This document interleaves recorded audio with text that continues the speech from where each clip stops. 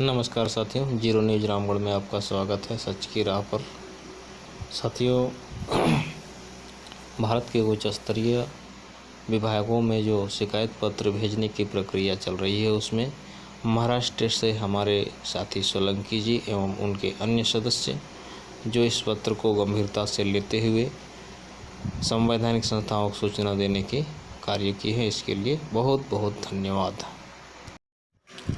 और एक बात कहना चाहता हूँ कि साथियों, सेबी तथा सेट कोर्ट में जो भैरव सिंह राजावत ने जो शपथ पत्र दे करके हमें पैसा मिलने से वंचित किया है, उस मैटर को भी बहुत ही गंभीरता से समझना पड़ेगा हम सभी साथियों को। आगे इस पर हम बहुत ज़्यादा प्रतिक्रिया दिखाने वाले हैं।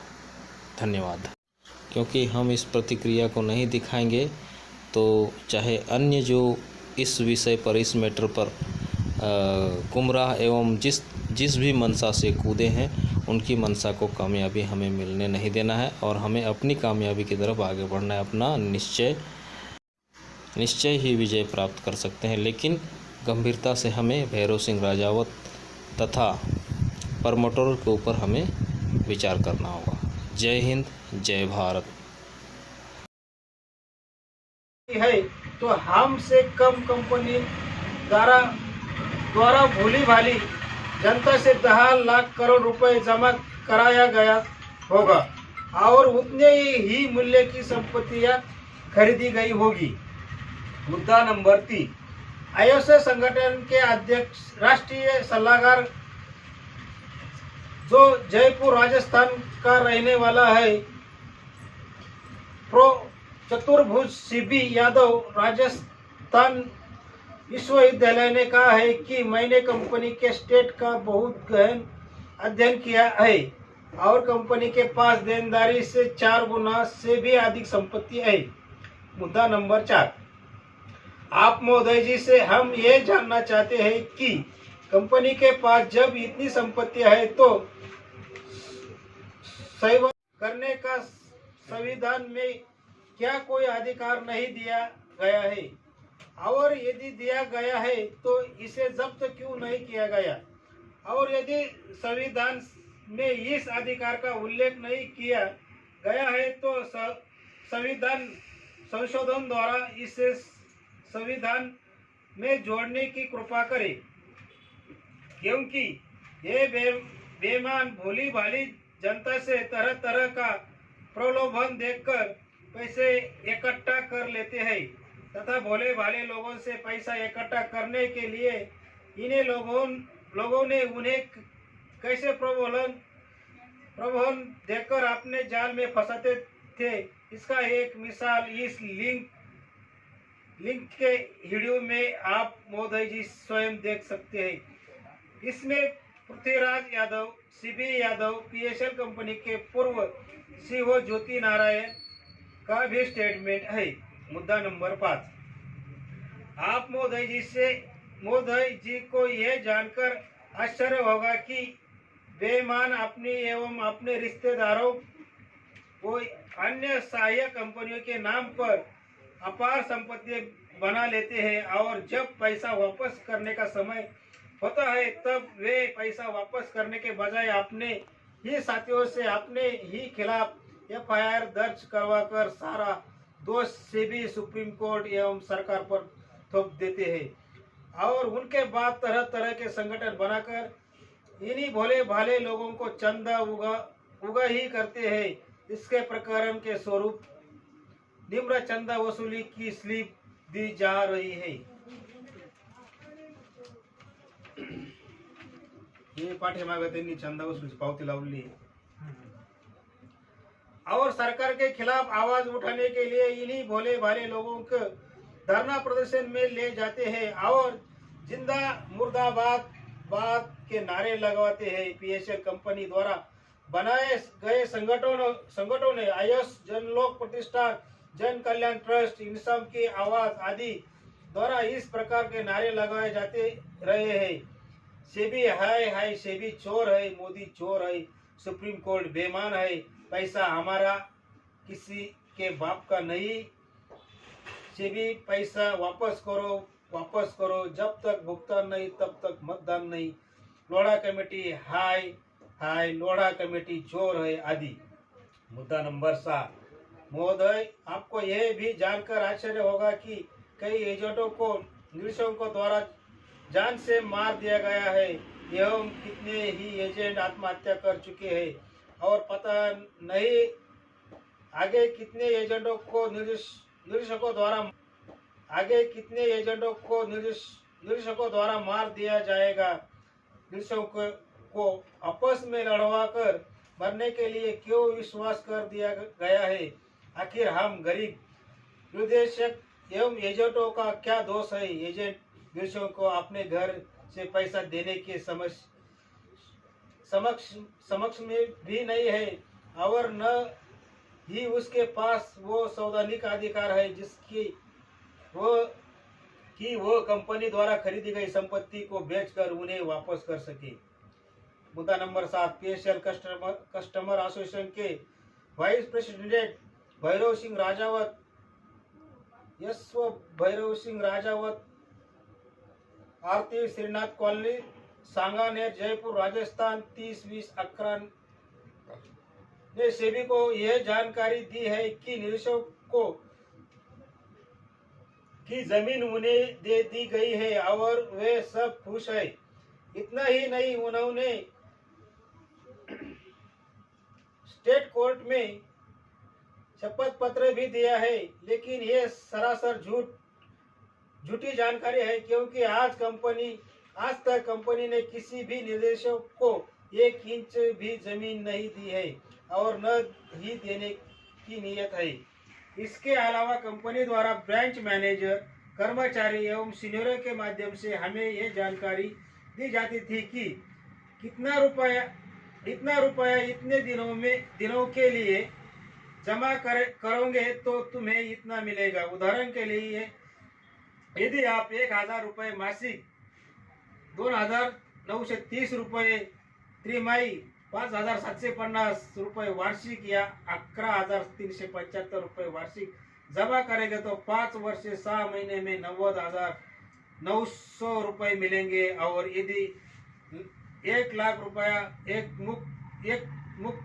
किस्त जमा किया तो 10 वर्ष के लिए जमा करते हैं तो 3,70,000 रुपये मिलेंगे। लेकिन 22/8/2014 तक हमने किसी ने भी नहीं बताया था कि पैसा जमा करने से जमीन मिलेगी।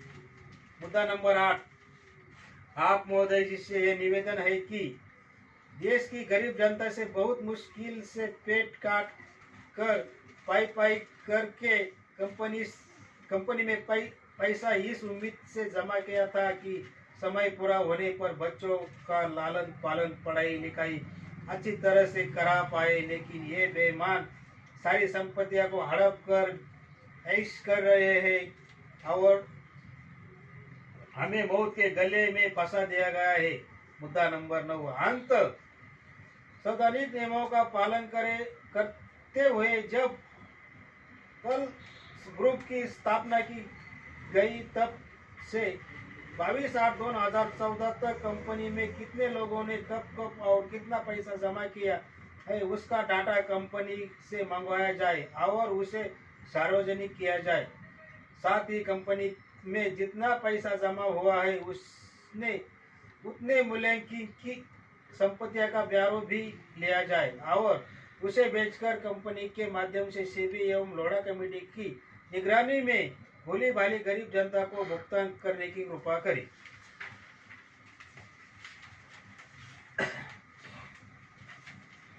मुद्दा नंबर 10, हम माननीय महोदय जी के समक्ष ये भी निवेदन करना चाहते हैं कि पल्स ग्रुप द्वारा अपने कार्यकालिक 31 वर्षों में देश विदेश विरोधी गतिविधियों में प्रयोजन हेतु देशद्रोहियों को दिए गए पैसों की जांच के लिए अति आवश्यक होगा कि पल्स ग्रुप ने सभी बैंक खातों में जमा की गई राशि का निवेशकों की पृथक जमा राशि से मिलान कर फिर समस्त बैंक खातों से पृथक निकाली गई राशि से संपत्तियां खरीदने, किराया, वेतन, कमीशन भुगतान आदि खर्चों से मिलान किया जाए। मुद्दा नंबर 11, क्योंकि देश भर में बहुत सारे लोगों ने कॉर्पोरेट कार्यालय, मंत्रालय, एमसीए सहित कई विभागों में बहुधात में इसकी सूचना शिकायत भेजकर जानकारी दी कि लंबे समय से पीएसएल लिमिटेड पल्स ग्रुप से जुड़े हुए लगभग 5,000 लोगों द्वारा कंपनी कार्य की आड़ में देश विदेशों के एकत्रित राशि में खरीदी गई 25 लाख एकड़ से भी अधिक की जमीनों पर मादक पदार्थों की उपज व तस्करी करने के साथ साथ अर्जित धन व विदेशों से एकत्रित धन का देश विरोधी गतिविधियों में दुरुपयोग किया जा रहा है, जो कि देश के लिए बहुत ही घातक है। इतना ही नहीं, बहुत सारे लोगों ने एमसीए को शपथ पत्र के माध्यम से भी ये भी जानकारी दी है कि 21 एवं 22 अगस्त 2014 को देश में पीएसएल की लगभग 400 ब्रांचों के माध्यम से 15,000 करोड़ रुपए से भी अधिक धन पीएसएल के निर्देशकों से एकत्रित किया गया। इतनी भारी भरभक्कम राशि को इन्होंने ना तो किसी बैंक में जमा किया, ना वेतन दिया, ना कमीशन दिया, ना निवेशकों को भुगतान किया और न ही कोई जमीनें खरीदी। सभी ब्रांच मैनेजर और ब्रांच मैनेजर से मिले हुए कर्मचारियों एवं मैनेजमेंट से मिले हुए लोग और टॉप सीनियरों द्वारा देश विरोधी गतिविधियों के प्रयोजन हेतु आतंकवादियों एवं नक्सलवादियों तक पहुंचाई गई, जिससे देश की जान माल को बहुत नुकसान हो रहा है। इसकी सत्यता की जान के लिए आप महोदय जी द्वारा कंपनी कार्य मंत्रालय से उन शपथ पत्रों को मंगाया जा सकता है। उन शपथ पत्रों से उन बेईमानों का नाम भी दिया गया है जिन्होंने अपने ब्रांच में जमा हुए पैसों का दुरुपयोग किया है। साथ ही एक वीडियो की लिंक दी जा रही है जिसे आप महोदय जी स्वयं सुनकर विचार कर सकते हैं। यदि ये कहते हैं कि ब्रांच में जमा हुए भारी भरकम राशि का दुरुपयोग नहीं किया गया है, तो उनसे यह पूछा जाए कि आखिर 1.5 दिन में इतनी भारी भरकम रकम राशि जो ब्रांच में जमा हुई वो गई तो कहाँ गई। मुद्दा नंबर 12, हम आप महोदय जी से पुनः निवेदन करते हैं कि उपरोक्त तथ्यों पर गंभीरता से विचार किया जाए और बेईमानों को कड़ी से कड़ी सजा दी जाए एवं भोली भाली जनता को भुगतान दिलाया जाए। आप महोदय जी से हमें बहुत उम्मीद है, क्योंकि आप ऐसी संवैधानिक पद पर आसीन है कि यदि आप चाह ले तो आपके लिए 2 मिनट भी काफी होंगे कि आप संवैधानिक विभागों को आदेश करें जो इसके लिए अधिकृत है। आखिर निर्मल सिंह भंगू में क्या औकात है जो संविधान के नियमों का उल्लंघन कर भोले भाले लोगों से ठग पाए। निश्चित रूप से वो उन बेईमानों से ही मिलकर ऐसा कर रहा है जो सरकारी विभाग के किसी बड़े अहदे पर आसीन है। बाकी आप स्वयं समझदार संविधान का पालन करने वाले उस पद पर आसीन है कि आप जो चाहे कर सकते हैं। यदि कंपनी द्वारा जमा कराई गई भारी भरभक्कम राशि का कोई दुरुपयोग नहीं हुआ है और देश के हित में ही हुआ उपयोग किया गया है, तो हमें भी कठोर से कठोर दंड देने की दया प्रदान करें। इतने बड़े निवेदन पत्र को अपना बहुमूल्य समय निकाल कर पढ़ने के लिए आप महोदय जी का कहे दिल से बहुत बहुत धन्यवाद। नमस्कार साथियों, जय हिंद, जय महाराष्ट्र, जय द जीरो परिवार।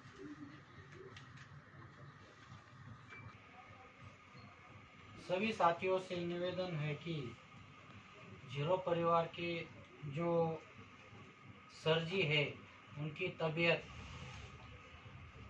अभी थोड़ा सुधार हो रहा है और उनकी दया से ही और उनके सलाह से ही यह एप्लीकेशन सब बन रहे हैं। और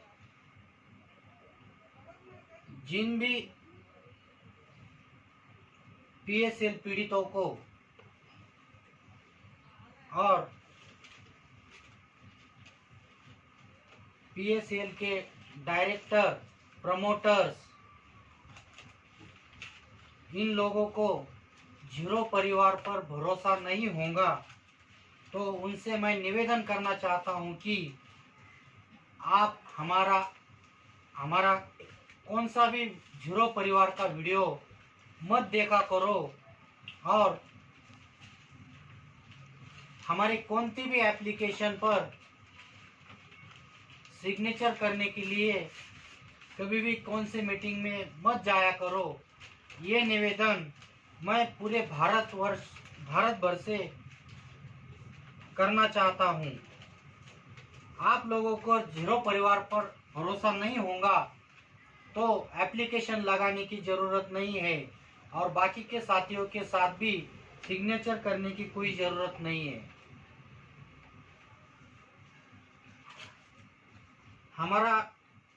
हमारे जो भी वीडियो बनते हैं वो भी वीडियो देखने की ज़रूरत आपको क्यों महसूस होती है। हमारा अदर कंपनी का जो भी मसला चल रहा है उसके उद्देश्य अलग अलग है। पहला उद्देश्य तो हमारा ये है कि पीएसएल से रिलेटेड जो भी कंपनियां हैं, जैसे कि फॉर एग्जांपल अथर्व, उसके जो भी डायरेक्टर है, महाराष्ट्र में का पीएसएल का कामकाज मंगेश थरवरकर देखता था, वैसे ही अदर कंपनी में अथर्व का काम मंगेश थरवरकर देखा करता था। तो अथर्व का जो भी मैटर होगा वो मैटर जीरो परिवार किनारे लगाने की कोशिश करेगा। जिन भी निवेशक का पैसा उस कंपनी में होगा तो उनको कंज्यूमर कोर्ट के माध्यम से जीरो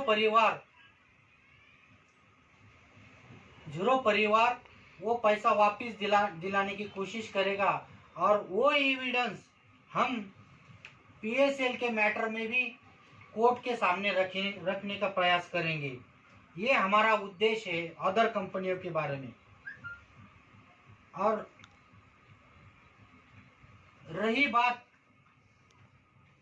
ईमानदारी की, तो तुम इतने ईमानदार हो तो सभी प्रमोटरों को मैं आह्वान करता हूं कि आप इतने ईमानदार है तो पीएसएल के सभी प्रॉपर्टियां लोढ़ा कमेटी के पास जमा करने की कृपा करें। क्यों दिंडोरी की प्रॉपर्टी बेचने की क्यों कोशिश की? हो सरांनी मोबाईल बंद करून ठेवा, मला डिस्टर्ब होतं, मला काय बोलायचं सुचत नाही। आपने दिंडोरी की प्रॉपर्टी बेचने की कोशिश की। निर्मल सिंह भंगू का सगा भाई नक्षत्र सिंह ने महाराष्ट्र में आकर क्यों वो प्रॉपर्टी बेचने की कोशिश की? वो पैसा कहाँ लेके जाने की उसकी धारणा थी। वो पैसा अभी भी देश विरोधी गतिविधियों में इस्तेमाल करने की उनका जो प्रयास है वो प्रयास हम कभी भी सफल नहीं होने देंगे। जीरो परिवार कभी भी वो सफल नहीं होने देगा।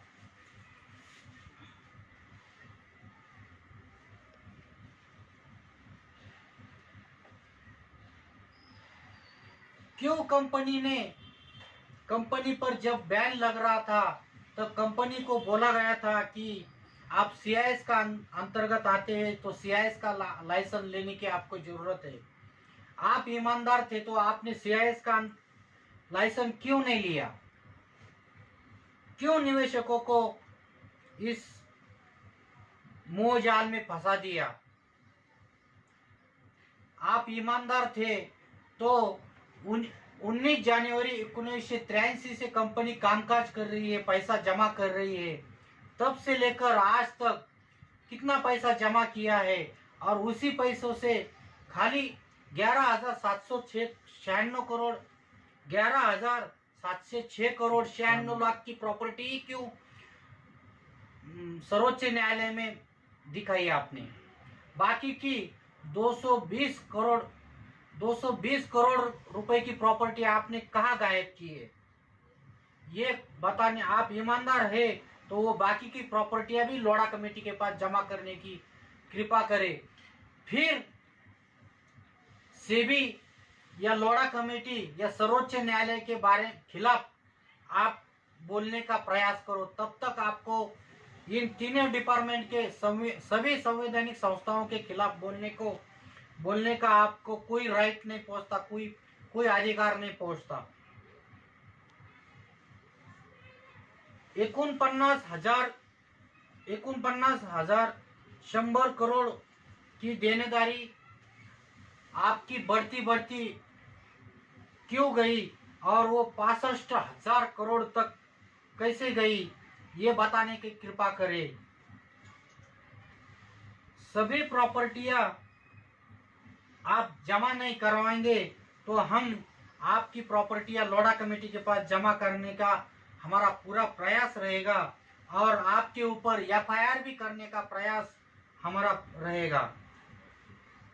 हमारे पैसों से जो प्रॉपर्टियां खरीदी गई उसमें से वो प्रॉपर्टियां आपके रिलेटेड के नाम पर, आपके रिलेशन में जो भी आता है उनके नाम के ऊपर वो प्रॉपर्टियां क्यों खरीदी गई? क्यों कंपनी के नाम पर प्रॉपर्टियां क्यों खरीदी नहीं गई? कंपनी के नाम पर प्रॉपर्टियां खरीदते तो आज लोढ़ा कमेटी के पास वो प्रॉपर्टियां जमा होती। निर्मल सिंह भंगू का जो ड्राइवर था ट्रैक्टर के ऊपर, उसका नाम केदार सिंह था। उसके नाम केदार सिंह के नाम के ऊपर 2200 एकड़ की जमीन क्यों खरीदी?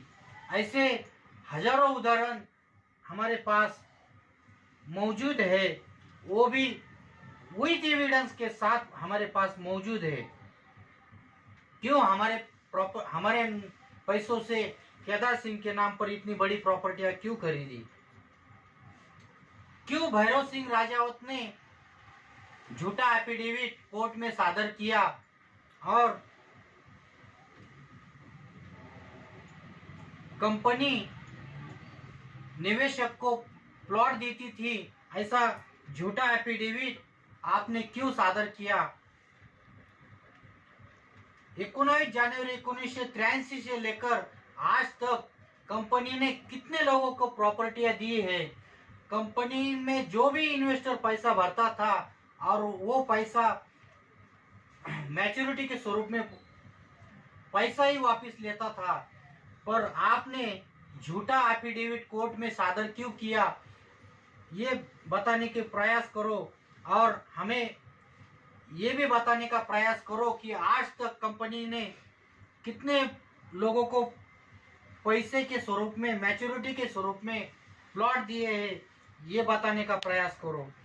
क्यों भैरव सिंह राजावत ने हर एक निवेशक से 5 रुपए का फॉर्म क्यों भरवा कर लिया?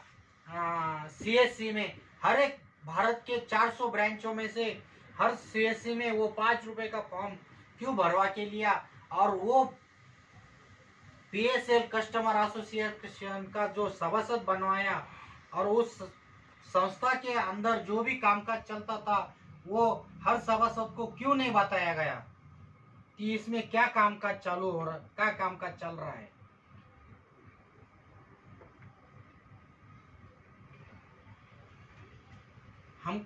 हमको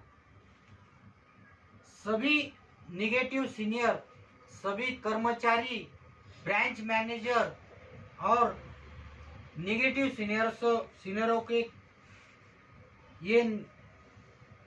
हम ये कहना चाहते हैं, जीरो परिवार, कि जब भी कोर्ट का कोई नोटिस लगता था, कोर्ट का कोई भी आदेश आता था, तो उसकी नोटिस ब्रांच में चिपकाई जाती थी।